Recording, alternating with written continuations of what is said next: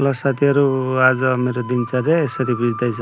Leg piece बनाउने, केटाकेटीहरूलाई छोराछोरीहरूलाई ट्याक्क खुवाउने, घर परिवारलाई खुवाउने, खुसी राख्ने मेरो आजको अभ्यास रहनेछ।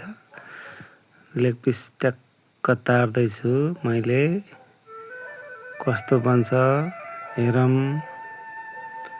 पहिलो अभ्यास हो, ट्याक्क तार्दैछु। यति एक लट तालेर भइसके, अर्को लट चाहिँ तयार बनाउँदैछु। यी छोरीहरूलाई ट्याक्क, दुईटा छोरीहरूलाई, दुईटा छोरा, यता श्रीमती ट्याक्क अचारहरू राख्दैछन् ठाउँ ठाउँमा। ट्याक्क सबैलाई भाग लाएर यतातिर म साइडमा छु।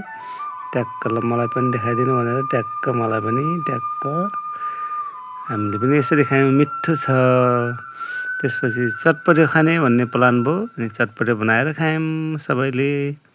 नास्ताको रूपमा आयो, लेग पिस खायौँ, त्यसपछि चटपटे खायौँ, फेरि पानीपुरी खाने भनेर बनाउँदैछन् हाम्रो श्रीमतीले। ट्याक्क पानीपुरी बनाएर खायौँ। छोरीहरूले मिठो छ भन्ने रियाक्सन दिए एकदम। छोराहरू त्यत्तिकै खुसी, म त झन् उनीहरू खुसी भएपछि म झन् खुसी। त्यही पनि खाइहालौँ त भनेर मैले पनि फेरि विचार गरेँ।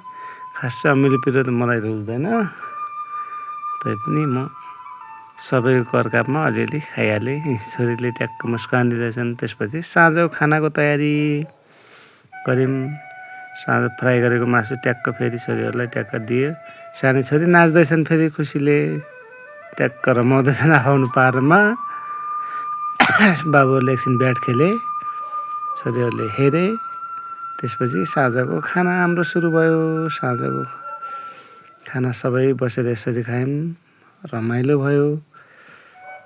त्यसपछि हाम्रो आजको दिन सकियो।